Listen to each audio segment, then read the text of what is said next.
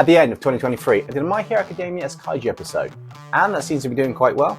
On that note, I'm going to start off strong this year, with the first episode of 2024 being My Hero Academia's KAIJUs Part 2. If you're new here, consider leaving a like or subscribing if you want to. But anyway, let's bring these illustrations to life. Where have you been? The last couple of days have been absolutely insane. I thought you were a part of the JKDF, Japanese Kaiju Defence Force. I know you're not assigned to Team K like I am, but what's been going on? Doesn't anyone around here do anything other than let Team K take care of those nasty kaijus out there? And let me tell you, there are some crazy kaijus in Japan. I know that the meanest ones are here, but facing off against the three from the last few days, that's a bloody understatement. What? You think I'm being a crybaby and should suck it up? Tell you what. I'll tell you about these kaiju I faced, and you tell me if you think I'm being a crybaby or not. First up, we have what Team K call the Bur-rad-domi-miku. Translates to Blood Mimic, and let me tell you, this thing was a complete nightmare to find at first.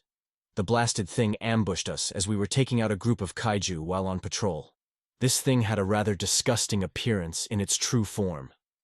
What do I mean, true form? Oh right, might help if I told you what this thing's name translates to. So Bur-rad-domi-miku translates to Blood Mimic, a very apt name as well as description of this kaiju's ability. This blood mimic can take on the appearance, size, and sounds of anything it digests the blood from. The more blood this thing ingests, the longer it can stay or utilize the form of its prey for. This makes it extremely difficult to find members of this kaiju species while patrolling the area. However, in this kaiju's native form, it is rather easy to spot. Disturbing in looks, this kaiju has mouths over its body, two tails with stingers on the back. Reminded me of a scorpion's tail from the shape. But these stingers are twofold in how dangerous they are. Well, to other kaiju at least. To the Jaegers, they just pack a hard punch. That pierces your armor. Anyway. To other kaiju, these stingers are a double threat. They can release a toxin into its prey that can paralyze it. That's before they start to drain the blood from its victim, to take on its shape and form, blending in with others of its species, as I mentioned earlier. The Blood Mimic is such a good actor at copying the mannerisms and sounds of the species it mimicked, this thing could have won a BAFTA award.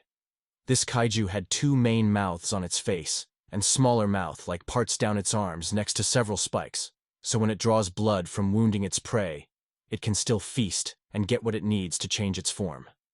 But the thing that surprised me most of all was that the shape of this kaiju can change drastically with this ability. Not sure how. And to be honest, it's a far above me, knowledge and pay grade. But the body of the blood mimic can grow and shrink to match the exact size of its prey. To the point that the one we found was roaming around with a bunch of tiny kaiju. When we blasted them, imagine our surprise when out of the smoke this giant kaiju appeared, sending several kaiju and Jaegers crashing down as it jumped at one and took a bite, draining some of its blood. When the dust cleared, we were faced with a bit of a small dilemma. There were two high-kori kaiju standing in front of us. The only blessing we had was as the pair began to fight and we were stuck, unable to attack, as we didn't know which one was which. One of the high-koris used a fire and ice attack. The other one seemed to be fighting, using purely physical attacks. Looks like the blood mimic can't copy the abilities of the kaijus, only the looks and sounds. I can't tell you how much of a relief that was.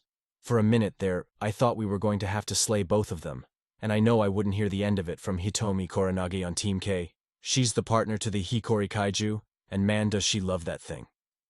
Anyway, we took that blood mimic down until there was nothing left. Although strangely from the smoke, one of the maintenance team members came out, coughing and a bit worse for wear. Lucky bugger just survived nearly being taken out in a kaiju battle. Still no idea why he was there and where he came from. But lucky for him, we managed to save the day.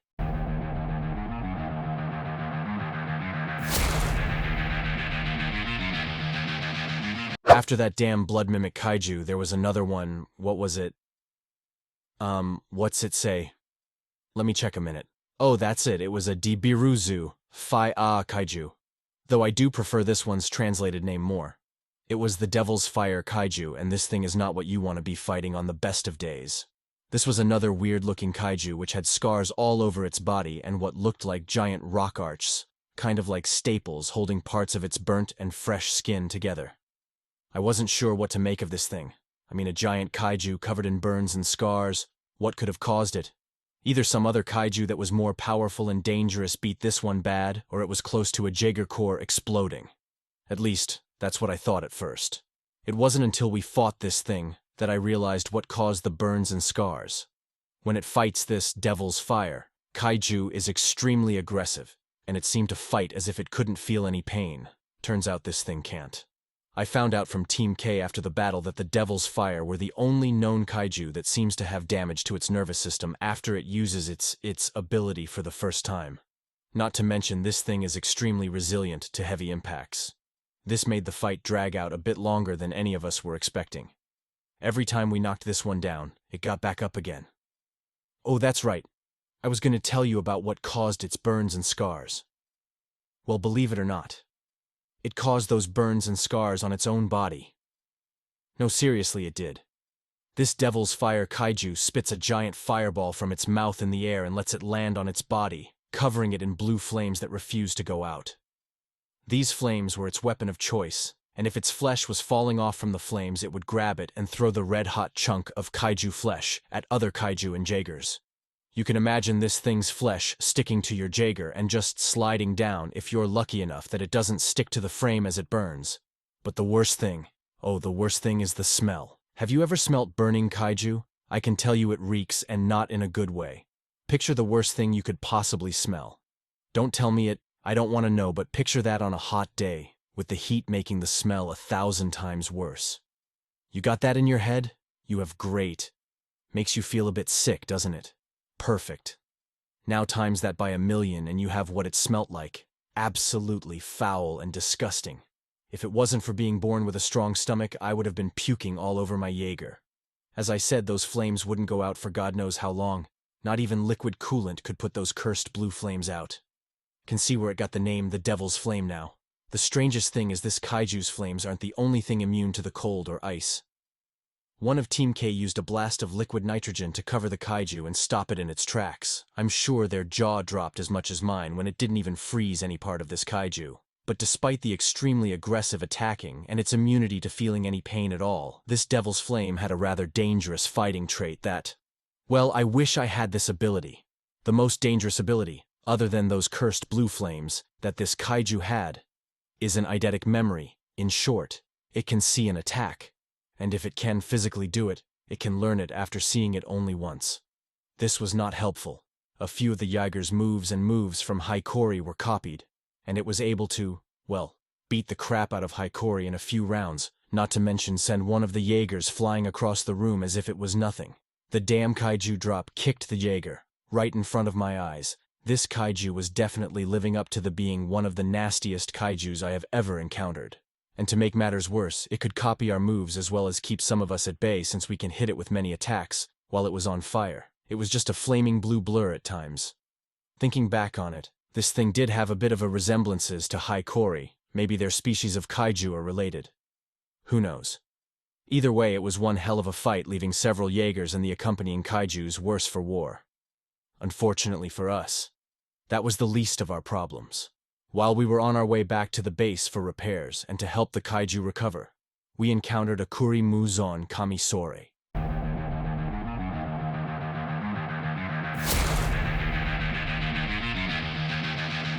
There we were, battered and bruised from the encounter with that damn Devil's Flame Kaiju, heading back to base. Admittedly, we let our guard down more than we should off, and before we knew it, we were attacked by a red blur moving at supersonic speeds. Before we knew it, one of the Jaegers lost its arm, torn right off. By the time we spotted the kaiju in the air, it had let go of the arm of the Jaeger. The kaiju just floated there in the air, crimson in color, a crimson as dark as blood. This thing had giant wings, and was the first flying kaiju I had seen in a while, not to mention the first one I had seen while working with Team K over here in Japan. Needless to say, this thing reminded me of a hawk, and sure as hell it had the same razor-keen eyesight as any winged bird of prey.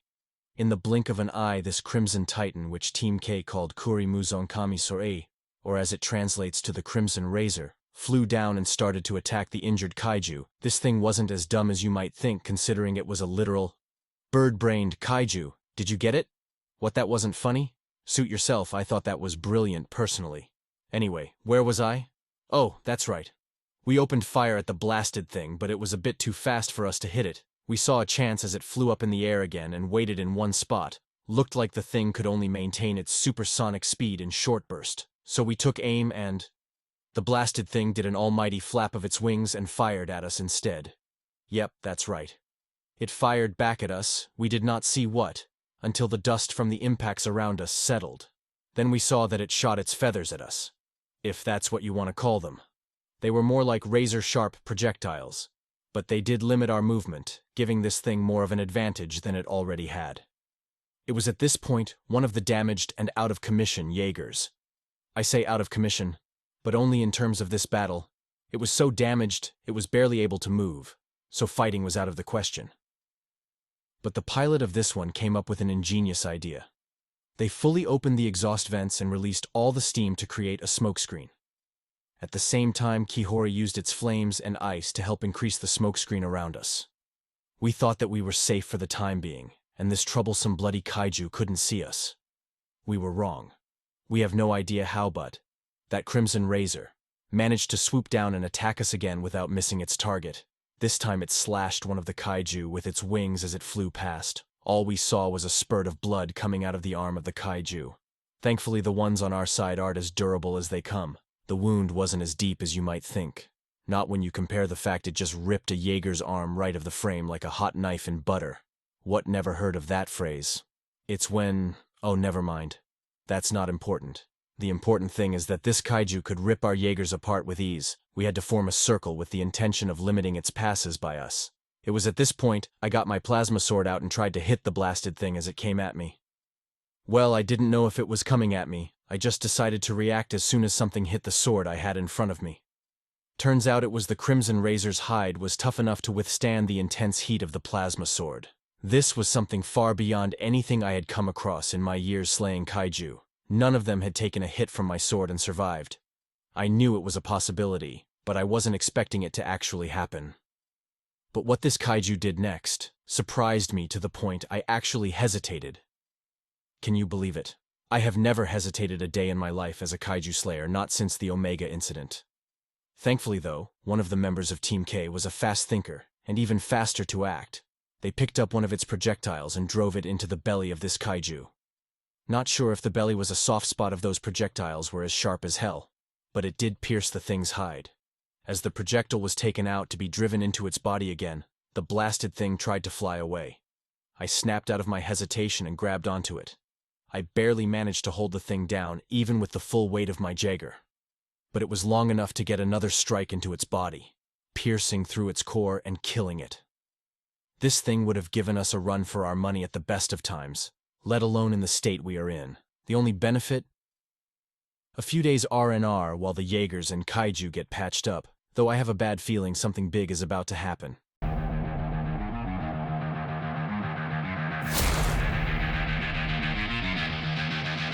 I have to say, I'm really excited about how this episode turned out. I think it was a great start to 2024. My favourite kaiju is the Devil's Flame Kaiju, based on Dabi from My Hero Academia. That turned out really cool, and I hope you guys liked it. But let me know in the comments below which is your favourite. I think this could be the start of a new series on the channel.